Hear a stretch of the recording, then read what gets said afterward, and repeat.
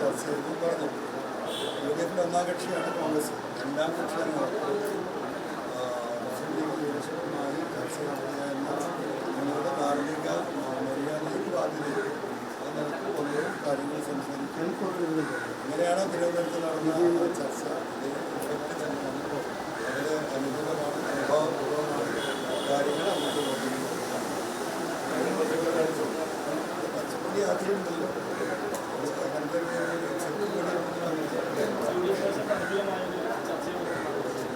അനുകൂലമായുള്ള ചർച്ചകൾ സർക്കാർ ഇനി തേർഡ് പാർട്ടി എന്നല്ലെങ്കിൽ ഞങ്ങളുടെ മര്യാദ സ്വാഭാവികമായും നടത്തുക എന്ന സന്ദേശങ്ങളിലാണ് മറ്റു വലിയ രാഷ്ട്രീയ പ്രാധാന്യമുള്ള ഒരു സൗഹൃദപരമായിട്ടുള്ള കാഴ്ചപ്പാട്. വേറെ കാണാൻ പറ്റുന്നവരെ കാണാം, അല്ലാത്തവരുമായി സമ്പർക്കം പുലർത്തുന്നുണ്ട്. തെരഞ്ഞെടുപ്പിനല്ലോ നമ്മളൊക്കെ വലിയ കാര്യത്തിൽ തെരഞ്ഞെടുപ്പ് നടത്തിയിട്ടെന്നറിയാം. തെരഞ്ഞെടുപ്പ് കമ്മീഷൻ പുറകോട്ട് പോയിക്കൊണ്ടിരിക്കുക. നിങ്ങൾ അതൊന്നും അന്വേഷിക്കുന്നില്ല. തെരഞ്ഞെടുപ്പ് ഉണ്ടാകുമോ എന്ന് ഇപ്പോൾ പറയാൻ പറ്റാത്ത സാഹചര്യത്തിലേക്ക് കാര്യങ്ങൾ നീങ്ങുന്നുണ്ട്. ഞാൻ തുടക്കം മുതൽ പറഞ്ഞു. കാരണം പിണറായി CPM-ഉം RSS-ഉമായിട്ടുള്ള കേന്ദ്രവുമായിട്ടുള്ള ബന്ധം, ആ ബന്ധം ദുരുപയോഗം ചെയ്തുകൊണ്ട് ഈ തെരഞ്ഞെടുപ്പ് മാറ്റിവെക്കുക എന്നത് ആരുടെ ആവശ്യമാണ്? പിണറായിയുടെ ആവശ്യമാണ്. പിണറായിസത്തിനെതിരെയുള്ള വോട്ടാണ് വരാൻ പോകുന്നത്. അത് കേരളത്തിലെ 140 മണ്ഡലങ്ങളെ ബാധിക്കും. അതുകൊണ്ട് തെരഞ്ഞെടുപ്പ് ഇല്ലാതാക്കുക എന്നത് CPM-ന്റെ ആവശ്യമാണ്. ആ CPM-ന്റെ ആവശ്യത്തോടൊപ്പം BJP നിന്ന് കൊടുക്കുന്ന രാഷ്ട്രീയ സാഹചര്യമാണുള്ളത്. നിലമ്പൂരിൽ ഈ നിമിഷം വരെ BJP-യുടെ ഒരു സമ്മേളനമോ അല്ലെങ്കിൽ ഒരു മീറ്റിങ്ങോ ഒരു കൺവെൻഷനോ ഒരു ലീഡർഷിപ്പ് മീറ്റിങ്ങോ ഒന്നും നടന്നിട്ടില്ല. എല്ലാ പാർട്ടികളും തെരഞ്ഞെടുപ്പിലേക്ക് ഇറങ്ങിയിട്ടുണ്ട്. എന്താ ഈ നിമിഷം വരെ BJP അതിനെ തയ്യാറാവാത്തത്?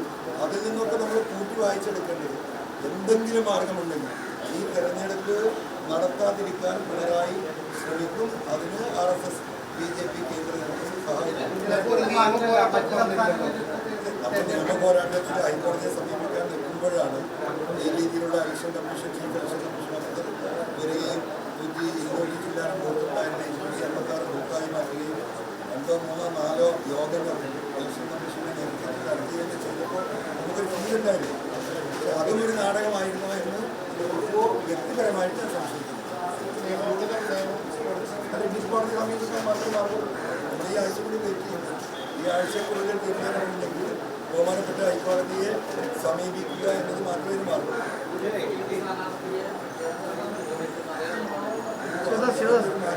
ആ നിലപാട് അത് മാറ്റിയിട്ടില്ലല്ലോ. നിങ്ങളിങ്ങനെ പറയാണ് ആ നിലപാട് മാറ്റി എന്നതായി. നമുക്ക് നിലപാട് മാറിയിട്ടില്ല. ഞാൻ രാജിവെച്ച സമയത്ത് ഒരു സ്ഥാനാർത്ഥി അദ്ദേഹത്തിന് പരിഗണിക്കണം, മലയോര മേഖലയിലെ കുടിയേറ്റ കർഷകരായിട്ടുള്ള വ്യക്തിയെ പരിഗണിക്കണം എന്നൊരു ഡിമാൻഡ് റിക്വസ്റ്റാണ് നടത്തിയത്. അത് അന്ന് കഴിഞ്ഞു. അതിനുശേഷം നിരവധി തവണ നമ്മൾ പറഞ്ഞു UDF ലീഡർഷിപ്പ് നടത്തുന്ന ഏത് സ്ഥാനമാണ് പറഞ്ഞതാണ്. അത് അതിനെ എന്താ പറയുക, തിരിക്കുന്നതും മറിക്കുന്നതും നിങ്ങളാണ്. ഞാൻ എൻ്റെ നിലപാടിൽ മാറിയിട്ടില്ല. ഞാൻ പറഞ്ഞതിനോട് അതാ പറഞ്ഞത്. നമ്മൾ വളരെ ഫോർമലായി ചർച്ച നടത്തുന്നുണ്ട്. ഇനി UDF യോഗം ചെയ്യുന്ന കാര്യങ്ങൾ ചർച്ച ചെയ്ത് ഒരു ഡിസ്കഷൻ കൂടി ഉണ്ടാവും.